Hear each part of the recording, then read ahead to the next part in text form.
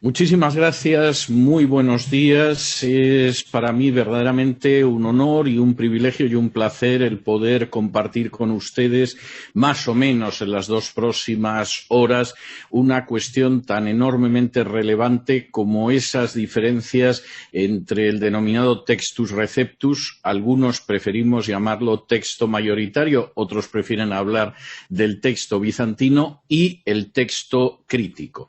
Tengo que decir que este es un tema muy extenso. La última vez que estuve enseñando sobre él con cierta extensión fue en el mes de septiembre del año pasado y fue un seminario de 12 horas, de manera que voy a tener que comprimir esas 12 horas más o menos en 1 hora y media, 1 hora y 40, para darles un vuelo de pájaro sobre este tema.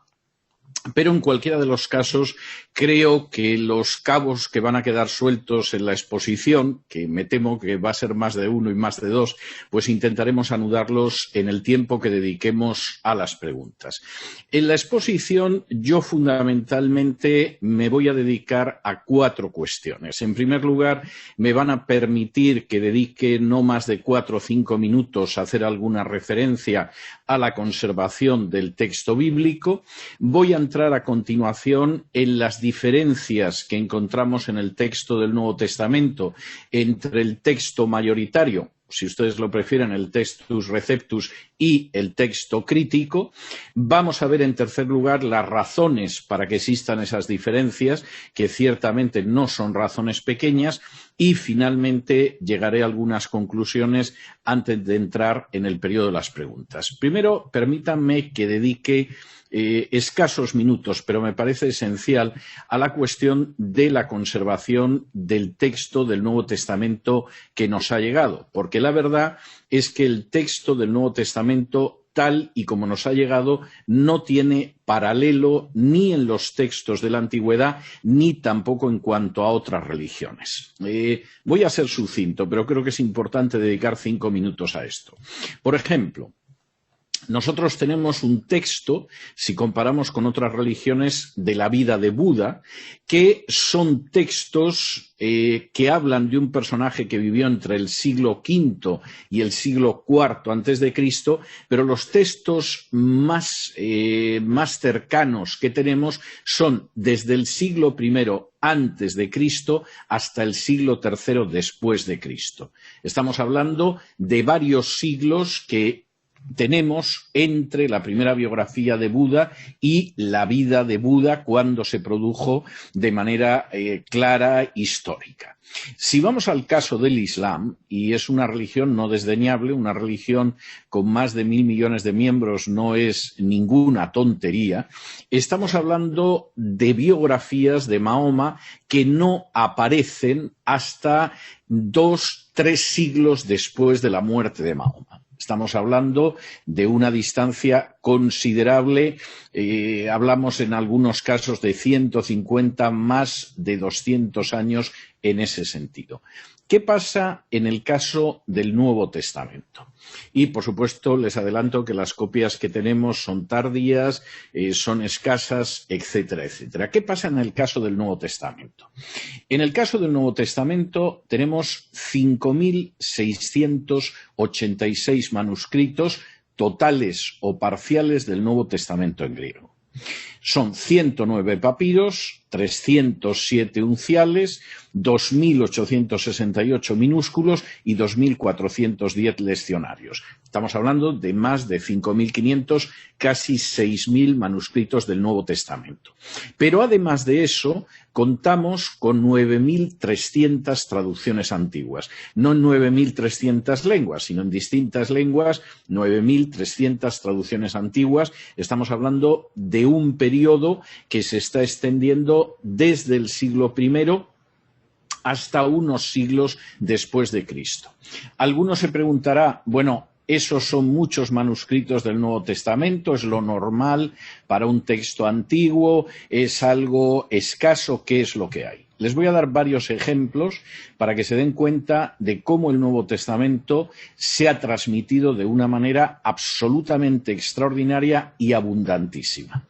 De la Guerra de las Galias, de Julio César, que yo tuve que traducir cuando era estudiante de bachillerato y que se escribe en los años 58-50 antes de Cristo, solo tenemos 9 manuscritos que son buenos. Y el más antiguo es 900 años posterior a la redacción de la Guerra de las Galias. Insisto, 9 frente a 5.686 y el más antiguo es 900 años posterior a la redacción. De las décadas de Tito Livio, otro de los textos que yo tuve que traducir como estudiante de latín en el bachillerato, de los 142 libros de las décadas de Tito Livio, solo nos han llegado 35. Y solo 20 manuscritos son adecuados, y el más antiguo es del siglo IV. De nuevo, hay una enorme distancia en número de manuscritos y en antigüedad. En el caso de las historias de Tácito, que tienen 14 libros, de los 14 libros nos ha llegado 4 y medio. De los 16 libros de los anales nos han llegado 10. Y 2 en parte. Y los manuscritos más antiguos de Tácito de las historias son del siglo IX después de Cristo y otro del siglo XI. Ya no les quiero contar lo que pasa, por ejemplo, con los clásicos griegos, porque ahí estamos en peor situación. Por ejemplo, de la Guerra del Peloponeso, de Tucídides, que se escribió en el siglo V antes de Cristo, tenemos 8 manuscritos y el más antiguo es del año 900.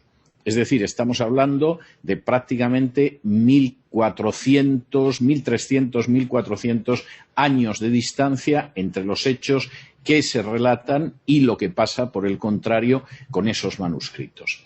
En el caso del Nuevo Testamento es totalmente distinto. Les hablaba antes de 5.686 manuscritos totales o parciales del Nuevo Testamento griego, pero son muy antiguos. Por ejemplo, vamos a ver una imagen del papiro Tide, para que tengan ustedes una idea de uno de esos documentos antiguos. Vamos a ver si nos reproducen la imagen. Aquí tienen una parte del papiro Tide, el papiro de Mateo P64. Para aquellos que se esfuerzan en colocar a Mateo a finales del siglo I, tengo que darles un disgusto porque el papiro Tide está fechado o bien entre los años 40 y 50 del siglo I. El primer resto que nosotros tenemos del Evangelio de Mateo nos sitúa un Mateo que algún erudito alemán ha dicho irónicamente que parece que se puso a escribir su evangelio al pie de la cruz. Evidentemente esto es exagerado, pero los primeros restos que nosotros tenemos de Mateo, el tipo de escritura, el análisis paleográfico, nos sitúa en un periodo herodiano, en los años 40, inicios de los años 50 del siglo I.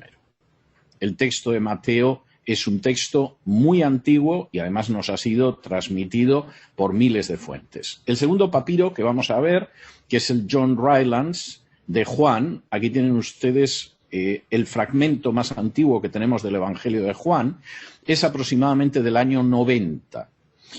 Personalmente yo estoy convencido de que el Evangelio de Juan se escribió bastante antes del año 70, pero no me voy a entretener ahora en ello, pero el manuscrito más antiguo que tenemos de Juan es del año 90. Estamos hablando de una distancia muy cercana en términos comparativos históricos con Buda, Mahoma o los textos clásicos, cercanísima a la vida de Jesús.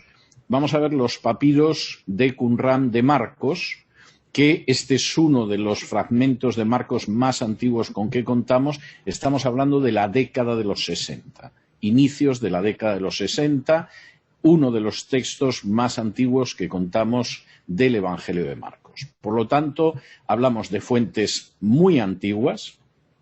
Algunas de las cartas son coetáneas, incluso anteriores a algunos de estos textos que estamos viendo, pero hablamos de fuentes muy antiguas y fuentes que además se nos han transmitido con una profusión absolutamente extraordinaria. Insisto, 5.686 manuscritos. Eso está a mucha distancia de los 9 manuscritos de la Guerra de las Galias, de los 20 manuscritos incompletos de las décadas de Tito Livio o de los 8 manuscritos de la Guerra del Peloponeso.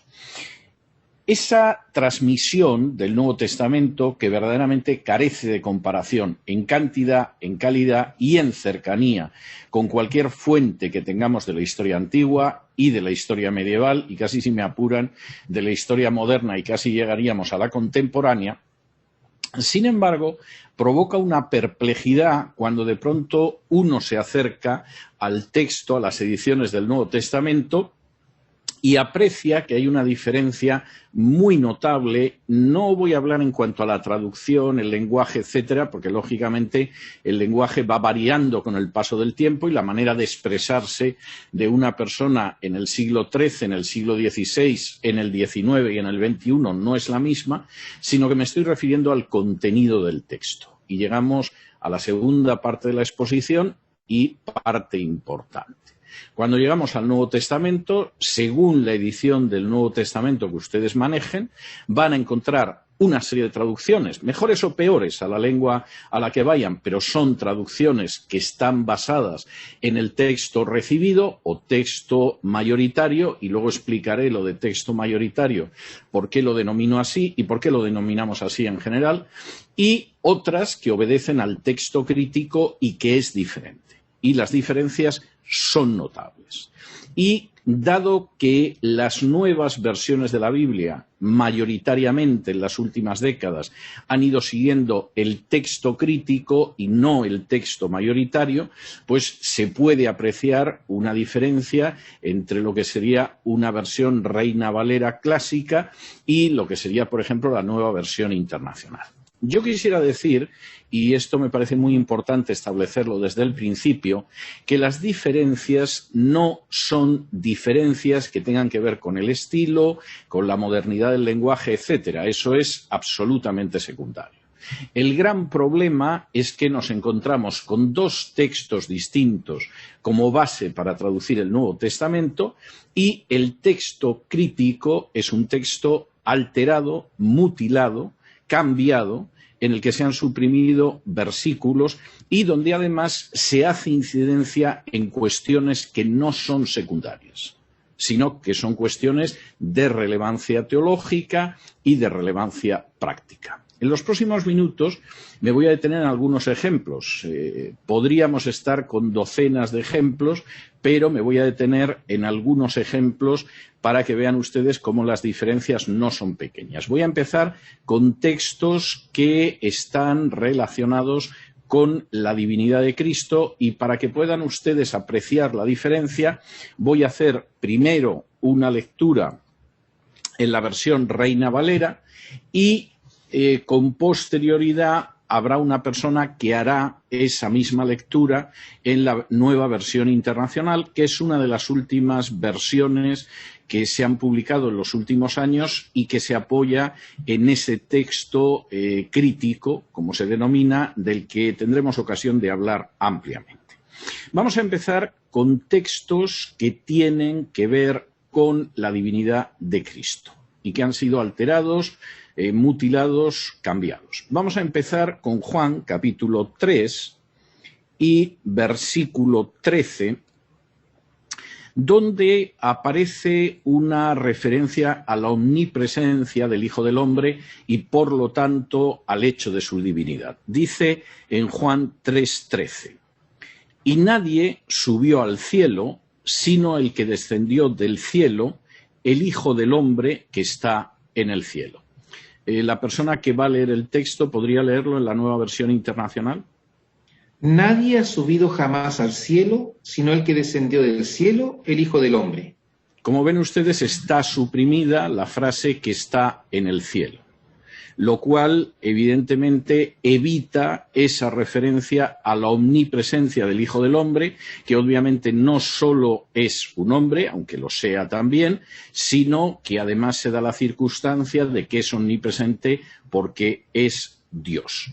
Vamos a leer otro pasaje también en el Evangelio de Juan, Juan capítulo 6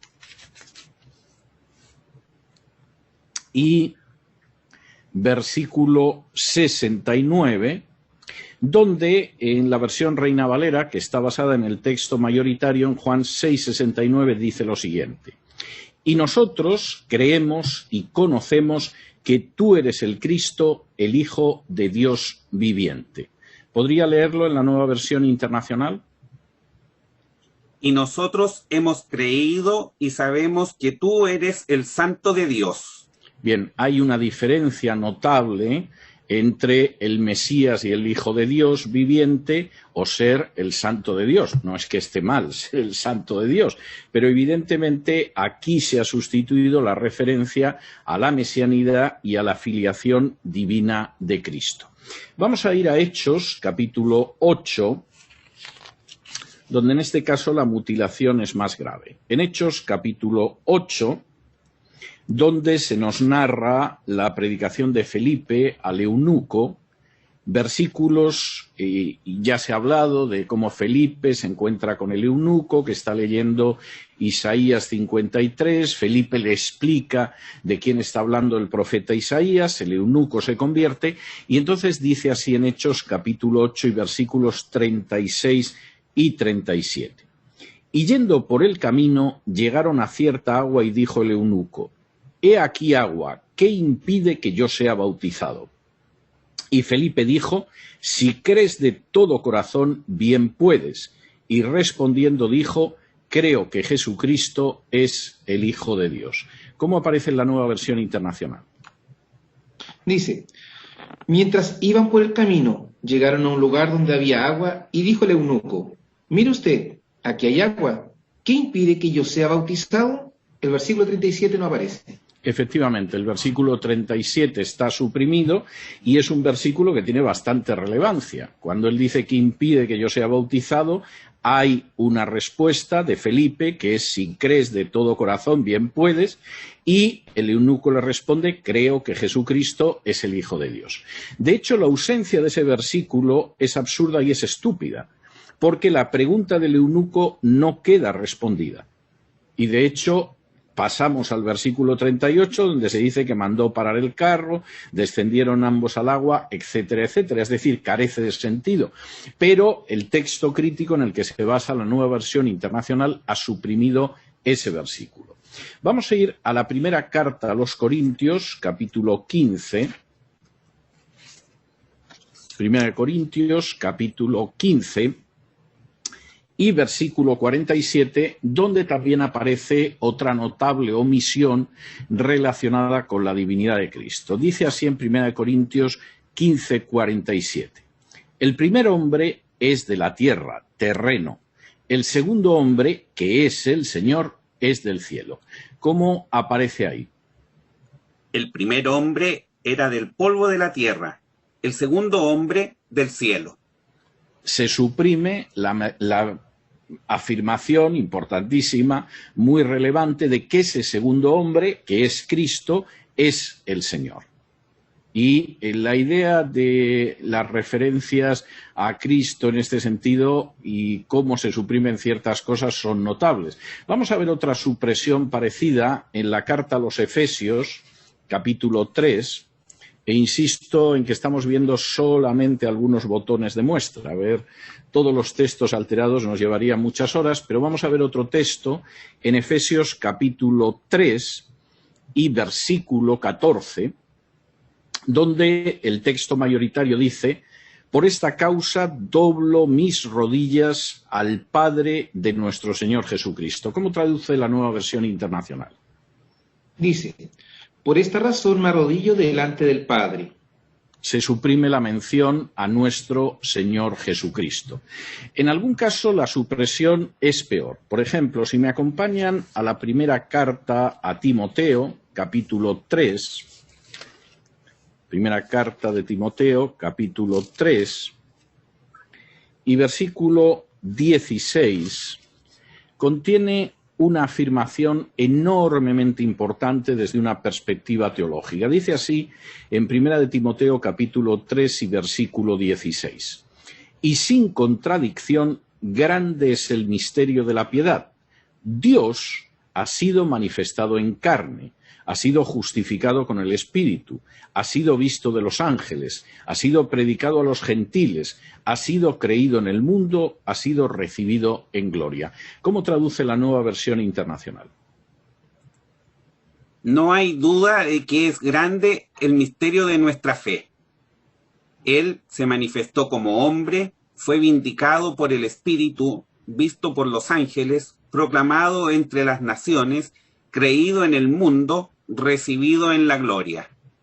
Bueno, como ven ustedes, la supresión de Dios en 1 Timoteo 3:16 es enormemente grave. Uno no termina de ver qué tiene de particular y de grande el misterio de la piedad si es que Él ha sido manifestado en carne. Un hombre ha venido en carne, no tiene nada de maravilloso, ni de prodigioso, ni de grande. Los hombres nacemos en carne, no cabe la menor duda. Si por el contrario estamos hablando de que Dios ha sido manifestado en carne, no cabe la menor duda de que el misterio de nuestra fe es absolutamente extraordinario. Se está hablando de que el único Dios verdadero se ha manifestado en carne. De nuevo, el texto es cambiado y además el texto es cambiado de una manera en la que se suprime una verdad importantísima relacionada con la divinidad de Cristo. En este mismo apartado vamos a ver un texto más en la primera carta de Juan, capítulo 5 y versículo 7, donde dice lo siguiente, primera de Juan 5, 7, porque tres son los que dan testimonio en el cielo, el Padre, el Verbo y el Espíritu, y estos tres son uno. ¿Cómo aparece en la Nueva Versión Internacional? Dice, tres son los que dan testimonio. Y se acabó. Es decir, se suprime en el cielo el Padre, el Verbo y el Espíritu Santo, y estos tres son uno. Ha sido mutilado, ha sido arrancado, ha sido borrado de la Nueva Versión Internacional, que se basa en el texto crítico. De hecho, esa versión sería algo así como porque tres son los que dan testimonio, y enlazaría con el versículo 8 diciendo el espíritu, el agua y la sangre. El problema es que esto que no se percibe en una traducción al español o en una traducción al inglés, sin embargo, cuando se lee en griego es imposible, porque de hecho las palabras tienen un género que no encaja si suprimimos el Padre, el Verbo y el Espíritu, y estos tres son uno. La frase que ha sido suprimida no encaja con la frase que viene a continuación, varían los géneros de las palabras. Y entonces eso no encaja en absoluto, eso no lo percibimos en español, todavía mucho menos en inglés, que no tiene una diferencia gramatical de géneros, pero es algo muy claro en el texto griego. Una afirmación que suponemos que hay gente a la que le molesta mucho, fue suprimida del texto crítico. En segundo lugar, hay textos que tienen que ver con la salvación que son suprimidos también del texto crítico. Vamos a ir al Evangelio de Mateo. Otra vez, Mateo capítulo 9, Mateo 9 y versículo 13, donde en esta traducción de la Reina Valera, basada en el texto mayoritario, dice lo siguiente, Mateo 9, 13.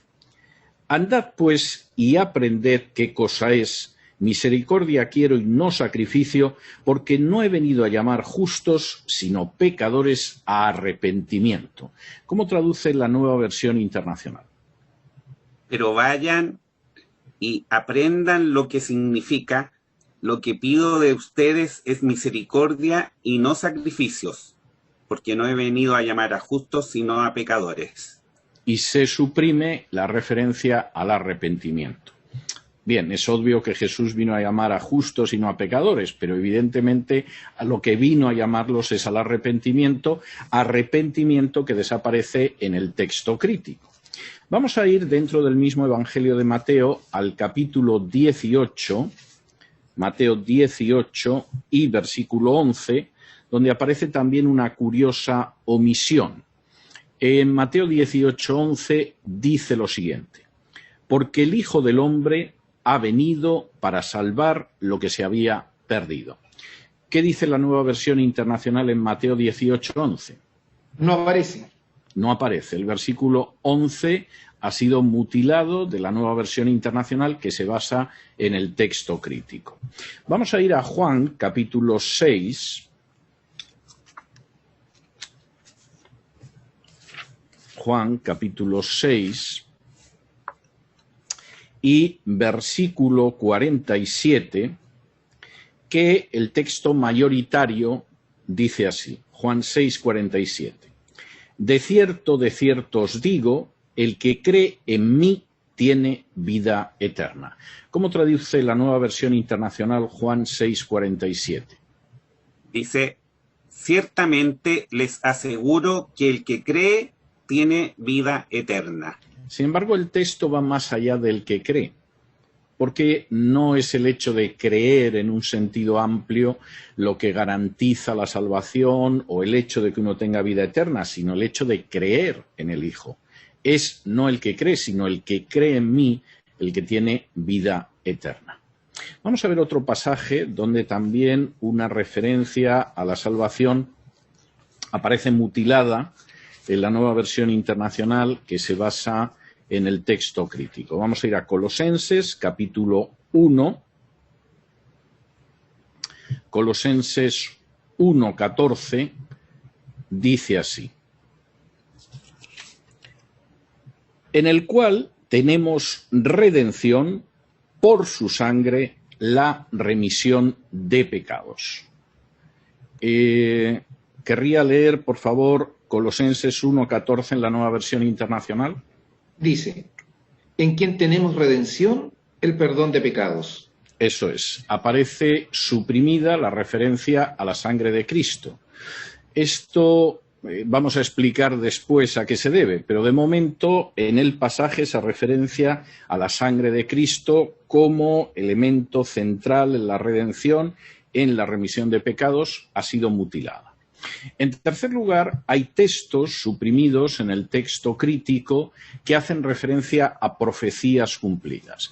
Las profecías cumplidas no son algo de escasa relevancia, no son algo de importancia secundaria, porque de hecho, y esto es enormemente importante, esas profecías cumplidas aparecen como uno de los elementos que permiten identificar a Jesús como el Mesías y el Hijo de Dios. La referencia, por ejemplo, en Mateo a para que se cumplieran las Escrituras es reiterativa y machacona. Continuamente nos encontramos con ello.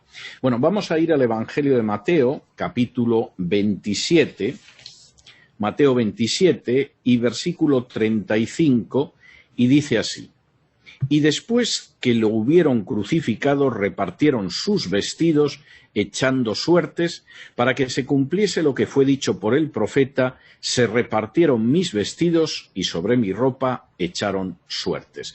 ¿Cómo traduce la Nueva Versión Internacional? Dice, lo crucificaron y repartieron su ropa echando suertes. Y se suprime totalmente lo que dice de para que se cumpliese lo dicho por el profeta, partieron entre sí mis vestidos y sobre mi ropa echaron suertes. Esa parte del versículo 35 del capítulo 27 de Mateo es mutilada. Vamos a ver otro ejemplo. Vamos a ir a Marcos capítulo 15.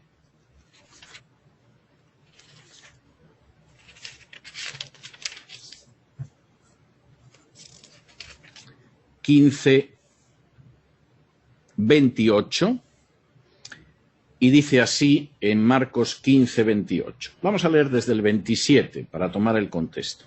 Dice en Marcos 15, 27, y crucificaron con él 2 ladrones, uno a su derecha y el otro a su izquierda, y se cumplió la escritura que dice, y con los inicuos fue contado.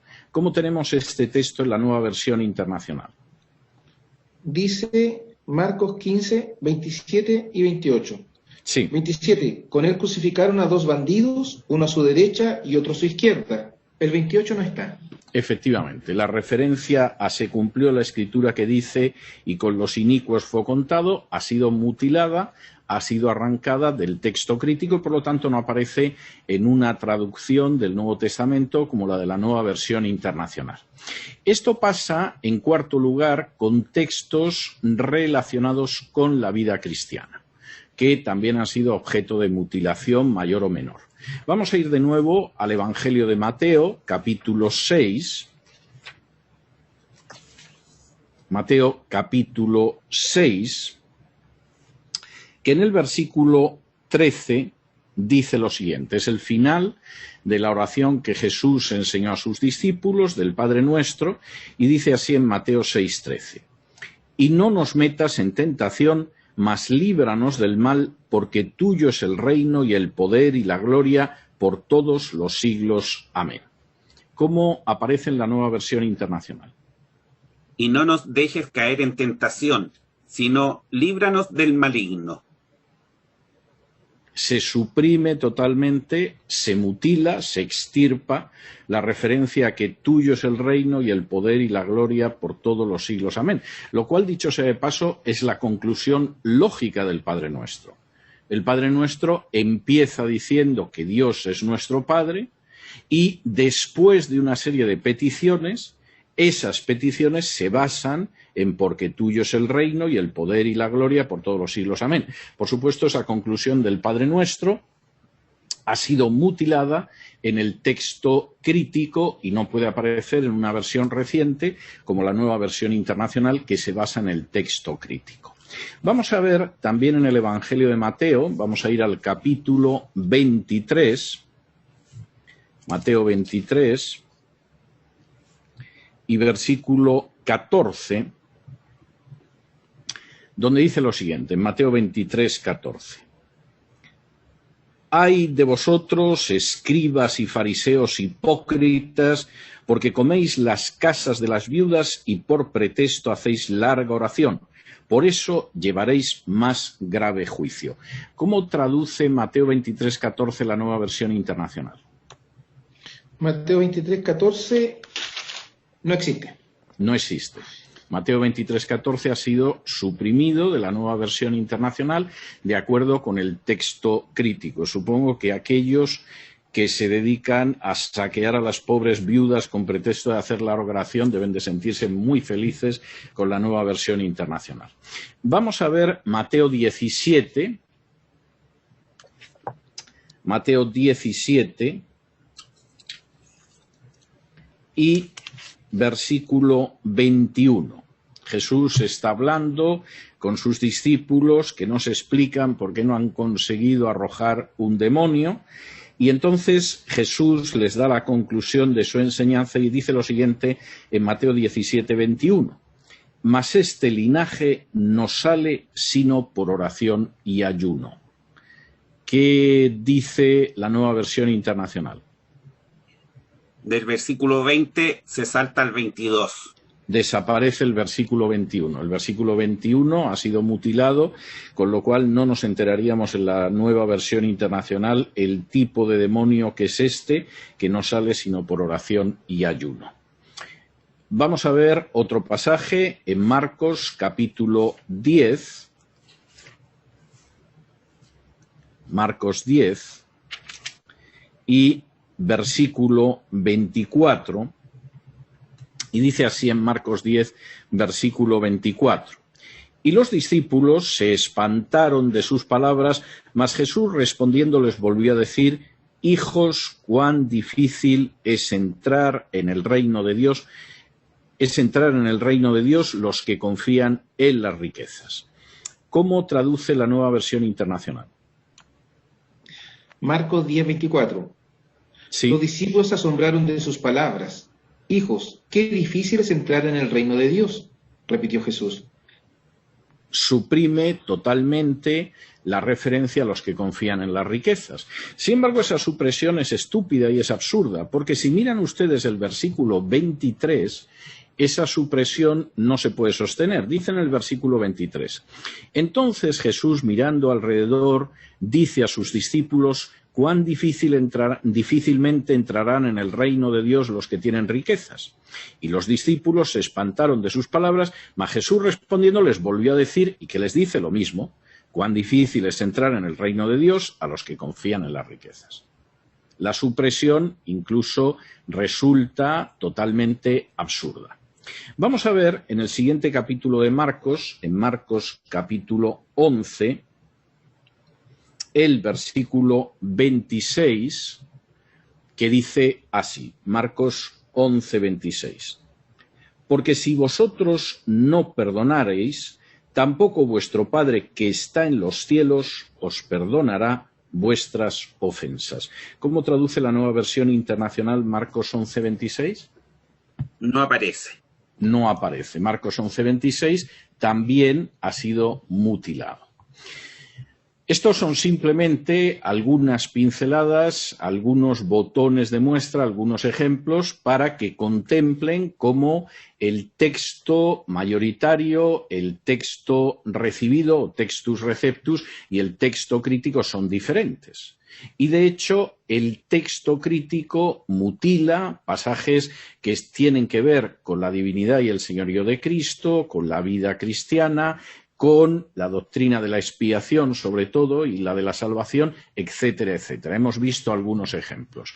Y tenemos que entrar en la tercera parte de la exposición. ¿Y por qué se produce esa diferencia? ¿Qué hace que en un momento determinado haya un texto que se supone que es inferior, que está lleno de errores, que no tiene base textual y que es el textus receptus, y sin embargo un texto que se supone que es muy superior, que tiene mucho mayor apoyo textual, que es el perfecto, que tiene que ser la base de nuestras traducciones, que es el texto crítico? Bueno, yo quisiera decir de entrada que las traducciones basadas en el texto crítico son traducciones tergiversadas y son además traducciones tergiversadas que parten de un apoyo textual penoso. Y en ese sentido creo que es algo que vamos a ir pudiendo ver en los próximos minutos y me parece bastante importante. Fundamentalmente, el texto crítico que hoy se suele traducir de la versión de Nestlé, si ustedes van al prólogo de alguna de las nuevas versiones, generalmente hace una referencia a que el texto se basa en la edición X del Nuevo Testamento griego de Nestlé. De entrada, oculta, y esto es gravísimo, que el texto de Nestlé fundamentalmente lo que es el texto de Westcott y Hort. Tengo aquí en mis manos una edición del año 1904, no sé si se ve bien, del Nuevo Testamento en griego de Westcott y Hort. Vamos a ver si lo puedo colocar porque nos juega... Bueno, lo tengo aquí en la mano, es una edición de 1904 de ese Nuevo Testamento de Westcott y Hort. Y en la primera página, en el advertisement que escribe Nestlé, dice lo siguiente. El texto es el resultante de una colación de 3 recensiones principales del Testamento griego que aparecieron en la última mitad del siglo XIX. Es decir, las de Tischendorf, edición octava de 1869-72, como se reprodujo en la cuarta edición de Oscar von Gebhard en 1898, la de Westcott y Hort, 1881, con la impresión de 1895, y la de Bernard Weiss de 1894-1900. Y a continuación, el hijo de Nestlé, de Eberhard Nestlé, explica cómo en realidad su padre nunca llegó a examinar los manuscritos que hubiera querido examinar y se limitó a sumar el texto de Tischendorf, de Westcott y Hort y de Bernard Weiss. De estos 3 textos, el verdaderamente importante es el de Westcott y Hort, porque el texto de Tischendorf es solamente el sinaítico. No es nada más que una edición en papel del manuscrito sinaítico al que me voy a referir ahora. Y fundamentalmente el texto de Nestlé, y luego voy a explicar además cómo sucedió esto, es Westcott y Hort con algunas pinceladas de Tischendorf, que no es nada más que el sinaítico, y de Bernard Weiss, que fundamentalmente era un texto como el de Westcott y Hort. Por cierto, el Westcott y Hort fundamentalmente es el sinaítico y el Vaticano. Este texto es la base de las versiones distintas de Nestlé que se utilizan en la actualidad para traducir las versiones de la Biblia hasta el día de hoy.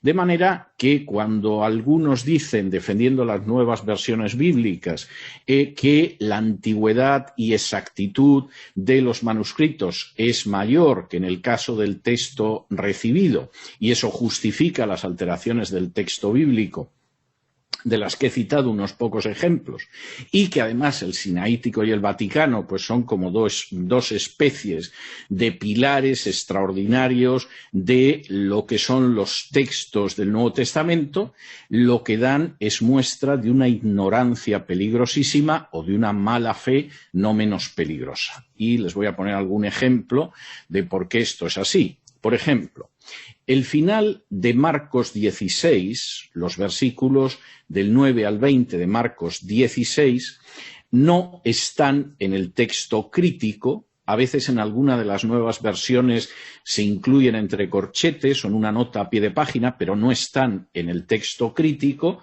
y no están porque no están en el sinaítico y en el vaticano.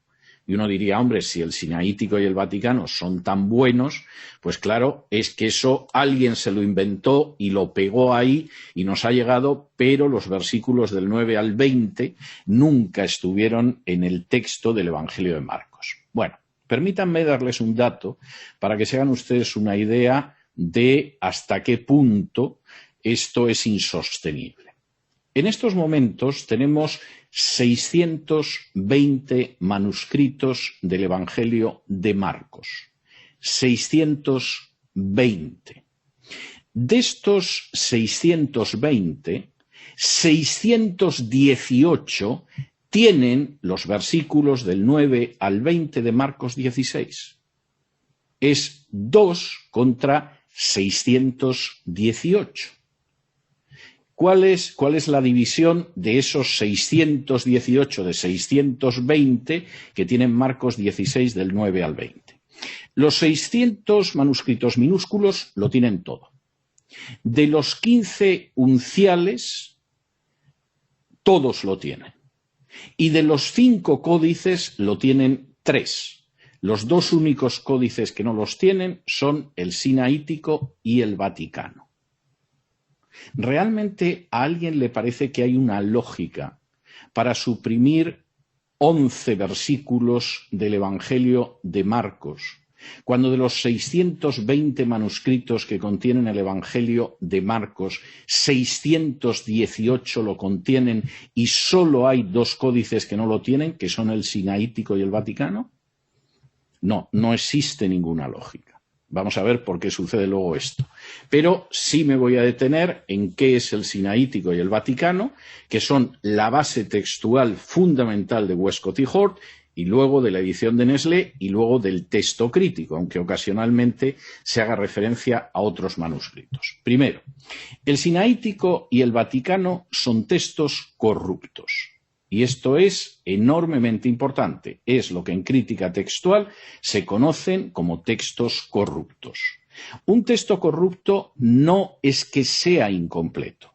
Hay textos incompletos que no son corruptos, simplemente son incompletos. Un texto corrupto es aquel texto que ha sido objeto de tal cantidad de alteraciones que su valor queda sustancialmente invalidado. En este sentido, John Burton, que fue uno de los grandes críticos textuales del siglo XIX, hablando de los manuscritos sinaítico y vaticano, los definió como los más corruptos de todos. Y esa afirmación no es una exageración, es una descripción muy adecuada. Para que ustedes hagan alguna idea, de nuevo voy a darles unas pinceladas. El Vaticano omite toda la primera carta a Timoteo, toda la segunda carta a Timoteo, toda la carta a Tito, casi todo Génesis desde el 1 hasta el 46-29, porciones considerables de Samuel, Reyes, Nehemías, por supuesto los últimos 12 versículos del Evangelio de Marcos, la oración de Jesús en la cruz pidiendo el perdón de sus enemigos, la agonía de Jesús en Getsemaní, los últimos 4 capítulos y medio de la carta a los Hebreos, 33 de los Salmos y un larguísimo etcétera. Por si esto fuera poco, además, el dichoso manuscrito añade libros apócrifos como Tobías, Judith o la historia de Bel y el dragón. Igualmente, en Job tiene 400 versículos adicionales que no están en la Biblia, pero que reproducen las herejías de un discípulo de Marción. Y no acaba aquí la cosa, porque además hay pasajes sobre la divinidad de Cristo que desaparecen con tanta frecuencia que cuesta creer que es casualidad, y en relación con el texto mayoritario, o el Textus Receptus si ustedes lo prefieren, este dichoso manuscrito omite 2.877 palabras, añade 536, sustituye 935, cambia de lugar 2.098 y modifica 1.132. En conjunto contiene 7.578 divergencias. Y además, y esto es bastante importante, las 9/10 partes de las alteraciones del texto griego del Nuevo Testamento que aparecen en el texto crítico, en relación con lo que es el caso del Textus Receptus, proceden del manuscrito vaticano. De manera que fiarse del manuscrito vaticano exige un acto de fe que veremos luego a qué se debe, pero en cualquier caso es muy poco científico y es muy poco serio.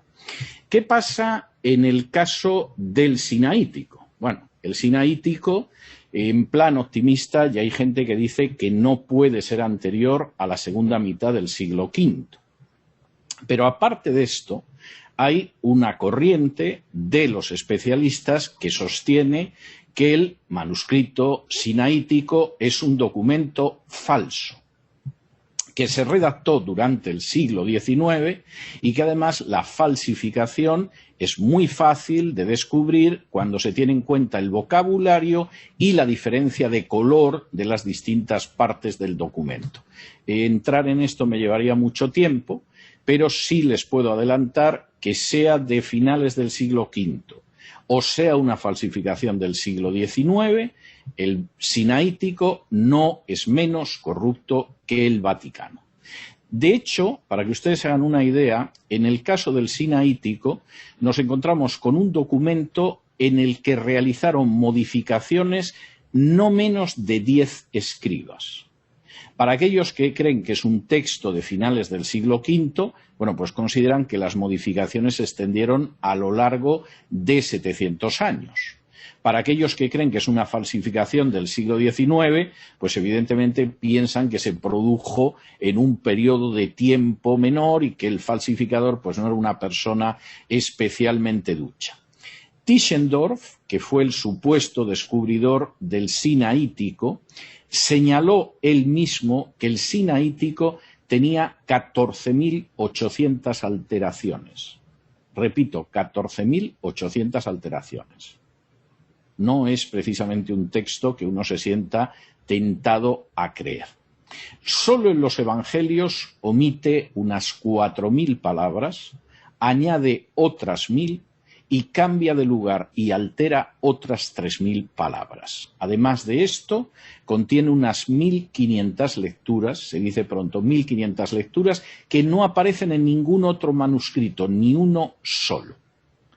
En relación con el texto mayoritario, con el Textus Receptus, el sinaítico tiene casi 9.000 variantes, prácticamente una por versículo.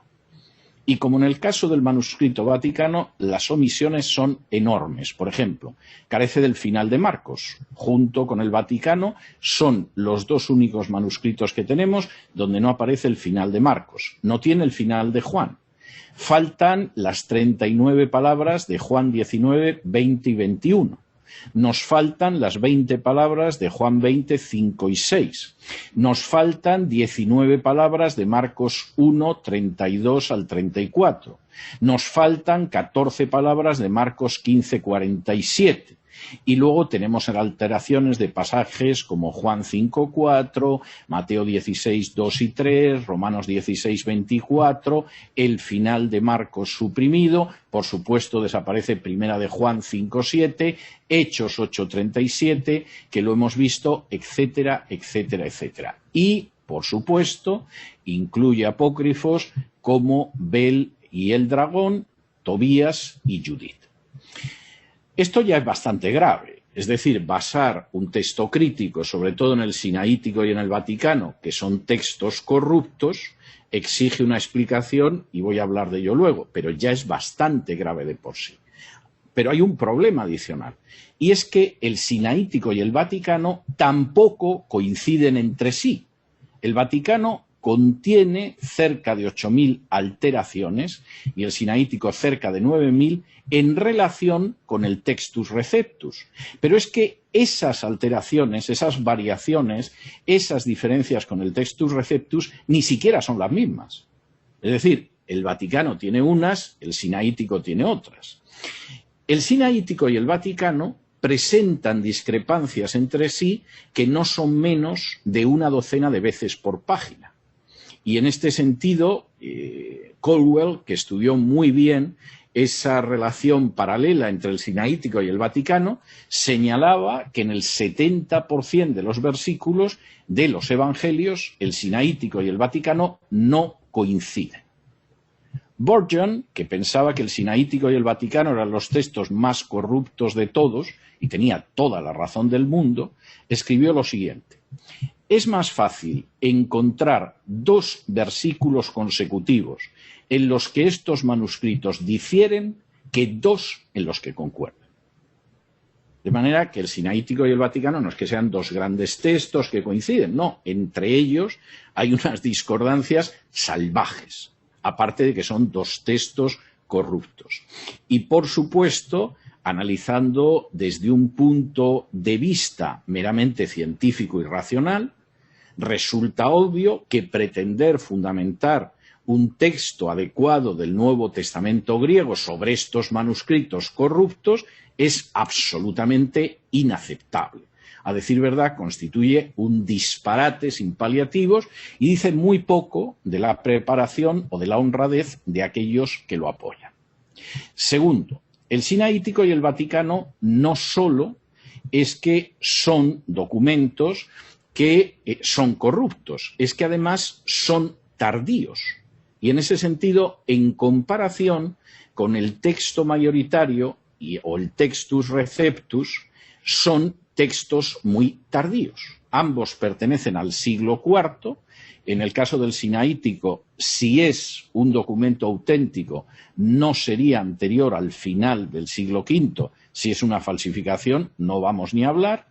Pero, evidentemente, aparte de corruptos, son tardíos en relación con el texto mayoritario. Tercero, el Sinaítico y el Vaticano, además, son textos muy minoritarios.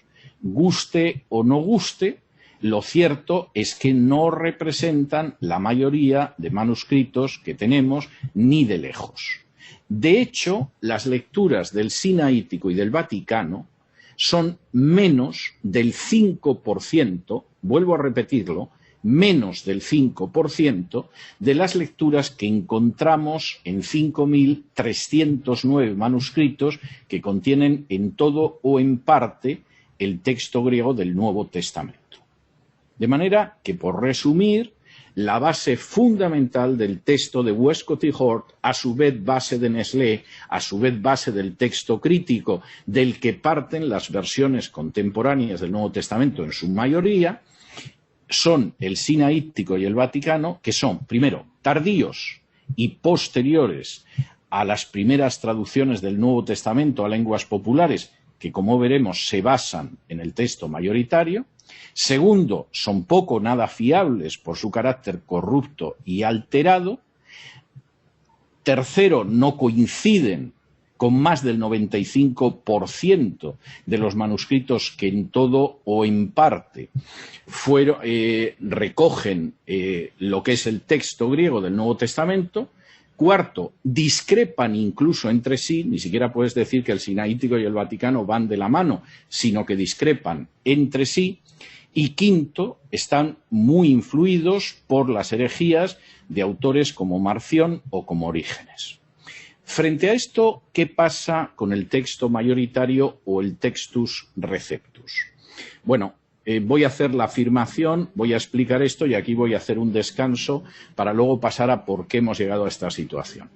El texto mayoritario o textus receptus, o algunos prefieren llamarlo texto bizantino, porque se conservó sobre todo en la parte oriental del Imperio Romano, en la parte del Imperio de Bizancio, es un texto, primero, mayoritario, lo que no es el Sinaítico ni el Vaticano, es un texto más antiguo que el Sinaítico y el Vaticano y es infinitamente más fiable que el texto del Sinaítico y el Vaticano. Cuando yo escucho que hay gente que dice, no, pero claro, el textus receptus es del siglo XVI, lo hizo Erasmo sobre la base de pocos manuscritos. Mire, usted es un ignorante. Y lamento tener que decir que es un ignorante. Y si ya encima me va a decir que Erasmo, además, fue en su juventud un sacerdote y luego era homosexual, que es una cosa que no está en absoluto documentada, usted no solo es un ignorante.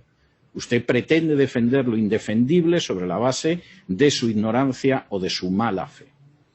Decir que el textus receptus es una invención de Erasmo es una estupidez tan grande como decir que la edición que yo tengo aquí de la Biblia Reina Valera es una invención del siglo XX porque se editó en los años 70, cuando es una revisión de inicios del 20, pero además es una revisión sobre la base de un texto de finales del 16 e inicios del 17.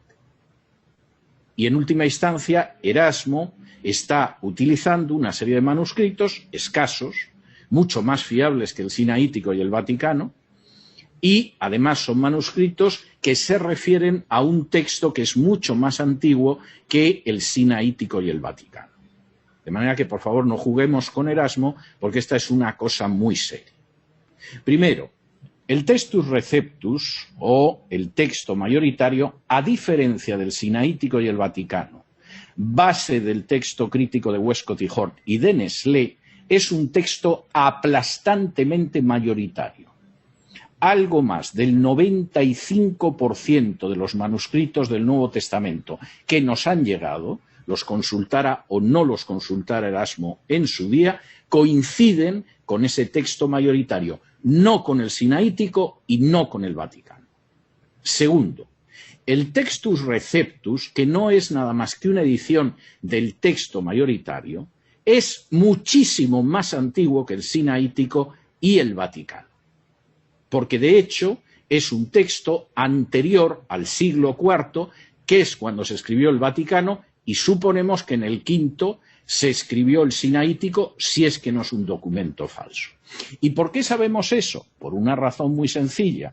Porque las primeras traducciones que tenemos de la Biblia, del Nuevo Testamento, a lengua vulgar, en el siglo II, el texto que reproducen en la traducción no es el del Sinaítico y el Vaticano, sino que es el texto que encontramos en el texto mayoritario. Por ejemplo, la Peshita, que es una traducción al arameo, que a algunos les ha dado por decir que es la octava maravilla, es una simple traducción, con todas las deficiencias de las traducciones, pero la Peshita se realiza en el siglo 50 después de Cristo, 2 siglos antes del Vaticano y no sabemos cuántos antes del Sinaítico. El texto que utiliza la Peshita es el texto mayoritario. La versión itálica, que es del 157 después de Cristo, utiliza el texto mayoritario. Y la traducción de la Iglesia Gala del sur de Francia, que es aproximadamente del 177 después de Cristo, no utiliza el sinaítico o el vaticano, sino el texto mayoritario.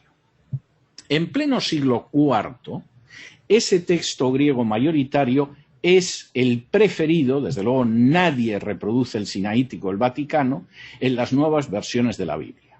Por ejemplo, la versión gótica de Ulfilas del siglo IV se basa en el texto mayoritario. El Códice W de Mateo, que es del siglo IV-V, reproduce el texto mayoritario. Y el Códice A, que es del siglo V, sigue el texto mayoritario. No son solo las traducciones las que nos muestran que ese texto mayoritario es mucho más antiguo que el sinaítico y vaticano y que además es un texto que era el verdadero texto y el texto fiable. Es lo que encontramos también en los escritos de los primeros teólogos cristianos que son los padres de la Iglesia. Les voy a dar algún ejemplo. Por ejemplo, 1 de Timoteo 3:16, texto odiado en el texto crítico, aborrecido por Westcott y Hort, y luego veremos por qué. Ese texto donde se afirma que Dios fue manifestado en carne, que ese es el misterio importante de nuestra fe, jamás aparece como Él fue manifestado en carne, como por ejemplo en la Nueva Versión Internacional o como el cual fue manifestado en carne. Es citado literalmente como Dios fue manifestado en carne por Bernabé e Hipólito en el siglo II, por Diodoro de Tarso, que murió en el 370, por Gregorio de Nisa, que murió en el 394, por Juan Crisóstomo, que murió en el 407, por Atanasio y Eutalio en el siglo V, y un larguísimo etcétera. Ni uno solo de los primeros teólogos cristianos, de los padres de la Iglesia, opone una variante al texto mayoritario en 1 de Timoteo 3:16, lo cual significa que ese texto mayoritario era el que utilizaban, no utilizaban esa basura manuscrita que son el sinaítico y el vaticano, base del texto crítico del Nuevo Testamento griego. Esto es tremendamente importante. Y de hecho, de 254 manuscritos griegos, 254, que contienen las epístolas de Pablo, en 252 dice Dios fue manifestado en carne, como en el texto mayoritario, como en el Textus Receptus. Hay otros dos que leen Hos, el cual, y hay dudas de que en uno efectivamente sea el cual y no sea también Dios, pero ni uno solo contiene, por ejemplo, Cristo, como aparece en la versión popular, o Él, como aparece en la nueva versión internacional. El Textus mayoritario, el Textus Receptus, como se denomina desde la época de la Reforma, es más antiguo y además es mayoritario en términos de manuscritos. Y cuando alguno de pronto dice es que se han descubierto nuevos manuscritos del Nuevo Testamento, yo me llevo las manos a la cabeza, porque es para decir, si este necio algún día alguien le dice que ha aparecido un Evangelio de Juan donde no está Juan 3:16, es capaz de pedir que quitemos Juan 3:16 de nuestras Biblias, aparte de que no han aparecido nuevos manuscritos que sustenten el aparato crítico, ya lo adelanto. En tercer lugar, ese texto mayoritario no solo es mayoritario frente al sinaítico, el vaticano y el texto crítico, no solo es más antiguo, sino que además es infinitamente más fiable. Y esto tiene una lógica absoluta. Con el texto mayoritario coinciden las citas del Nuevo Testamento que encontramos en los padres de la Iglesia. Con lo que no coinciden es con el texto crítico, ni el sinaítico y el vaticano. Y lo mismo sucede con los leccionarios, que eran pequeñas colecciones, antologías de textos bíblicos. El texto que encontramos del Nuevo Testamento es el del texto mayoritario, no el sinaítico y el vaticano, base del texto crítico. Pero es que, además, la base para esas traducciones de la Biblia desde el siglo II es un texto como el texto mayoritario. Y esto es tan claro que en un momento determinado la base para todas las traducciones y ediciones del Nuevo Testamento en griego, que se hacen después de que llegan a Europa Occidental los griegos que vienen huyendo de Grecia, porque ha caído el Imperio Bizantino en manos de los turcos, el texto que representan es el texto mayoritario, que algunos llaman bizantino, porque es el texto que traen esos griegos que han seguido hablando en griego durante todos esos años. El griego no es una lengua muerta para ellos, es el griego.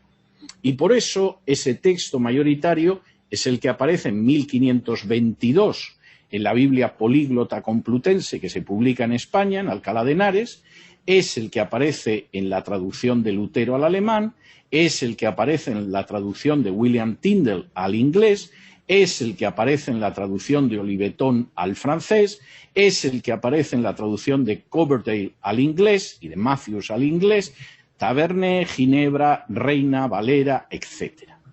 Y eso tiene una enorme lógica.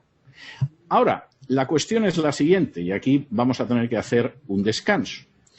Si el texto sinaítico y el texto vaticano es tardío, corrupto, se contradicen entre sí y no tienen apoyatura en otros manuscritos, y por el contrario el texto mayoritario es más antiguo, es, por supuesto, infinitamente más fiable, y además es la base que encontramos en manuscritos del Nuevo Testamento, pero también en aquellos que citan de esos manuscritos, ¿por qué Westcott y Hort prefirieron el sinaítico y el vaticano como base de su texto del Nuevo Testamento griego?